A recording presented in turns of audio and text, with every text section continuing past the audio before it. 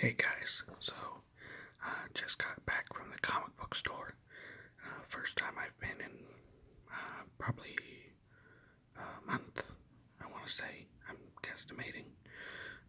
But got a few things, so figured we'd go through those. Spent about $50, which honestly, I used to spend that every single week.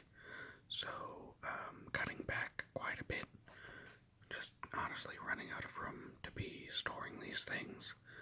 And, you always have those titles where maybe you get around to them, but they aren't your favorites. So, why, why spend $4 a month at this rate? Sometimes even five for something that you get two and then it's like, eh. So, don't mind the background. This is just a very easy background for me to put up. That gives me the amount of coverage I need. So, might as well use the magic boxes. Before we get to the comic book store stuff, I did do a little bit of shopping on eBay. Just a few things. So I figured we'd go over those first. Oops. There we go. So first one here is Hawkman. This is number 8. I'm not sure what year this one's from, but I love the classic Hawkman. I just like Hawkman in general. He's one of my favorite DC characters. I've just always loved the outfit from, back in the 80s with the Super Friends TV show, and I know he wasn't on there much, but they had an action figure, and he was the only one with, he had these giant wings, and I still have that figure, and he's always been one of my favorite characters just because of the look of him. And if you've never read the Jeff Johns Hawkman series, I would highly suggest that. That's just a great series. He's supposed to be in the upcoming Black Adam movie, so that'll be interesting. I don't know the actor that they've chosen for him. He's an African American actor. I don't know what he's been in, but with Hawkman, it's like, do you have the physique to pull off this costume, which is really just, two straps and some pants. And, realistically, especially with the Jeff Johns story, he's supposed to be reincarnated from all the way back in ancient Egypt. So having him be African American, that's one case where it actually makes sense to switch his race. This one is number 10. Again, I'm not sure on the year, but this is a 12-cent cover, so this is rather old. I find this gun down here a little. Doesn't it look like the Hanukkah candle? I forget the name, the menorah. It looks like that. Just seems like a really weird, look for a gun there. And the last one I picked up was this Hawkman number 27. So quite a bit after those other two, but still 12 cents on the cover. Some of these old Hawkmans are kind of hard to come by simply because, he wasn't selling like Superman or Batman. So, these ones from the maybe 60s, 70s are a little harder to get your hands on for anything near a good price. I think I paid about $20 for each of these. So what we'll do next is take a look and see what I actually picked up at the shop today. First one, just because I love Ultraman, is this Trials of Ultraman number 1 with this really great Art Adams cover. Art Adams can draw anything and it looks stupendous. So, picked this up. I didn't get all of the Marvel has an Ultraman series or had a mini before this one. I wasn't able to pick up all of those.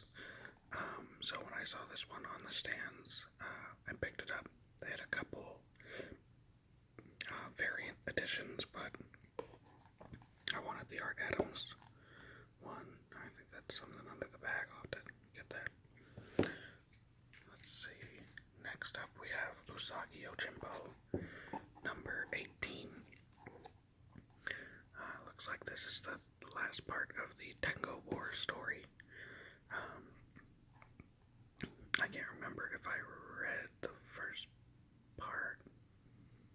I think there was a one issue that led into this.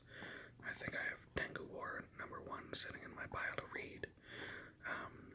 But, I knew that it would be a while before I picked up books again, so I put that one aside. So now I've got part 2 and 3, so I'll have a chance to read through those. Daredevil number 29. I'm a little behind on this. I think I have a couple of issues before this one to read. But obviously Elektra's doing some villain work for Matt Murdock here. So this should be interesting. I think when she debuted with this outfit, I think there was like a rush on buying the issues just because it's, Elektra in a different outfit. Thor number 14, the end of the Prey storyline. I'm not sure if I'll continue with Thor. I liked, so far I've liked Donny Cates' run, but it is very, story to story. I don't know, Donny Cates in general seems to be, he'll tell one story and they'll move him on to something else, so, I don't know if he's staying on Thor, moving forward, or if they'll move him to another series and have him do another, 6 to 12 issue story, and then move him on to the next thing, because he's their hot prospect at the moment, so, looking forward to see how they finish that story up. We have Young Hellboy number 3 of 4. I normally just wait on the Hellboy stories and then read them in one sitting, because Mike Mignola's writing is kind of dense sometimes. You have to really pay attention. Sometimes it's not, but, more often than not, I find it easier to follow if I, read a storyline in one sitting. So, got issues 2 and 3 of this Young Hellboy series today, and we'll have a read through that. Next we have Rorschach number 7. I have a couple issues back on this, but I will keep picking it up because Tom King's great and it's a mini-series, so we can't really go wrong. Interesting cover. I don't know what that's pertaining to. Next up we got X-Men number 19. This cover, I don't know who any of these guys are. I'm only maybe 2 issues behind on X-Men. I'm at the part where they, X of Swords is all done, and they have this new, almost race of mutants from this other world that have kind of plopped down on the island next door. So I'm assuming these characters are from that island. I'll stay on this as long as Hickman's on it. And as I said before, I haven't read any of the ancillary titles.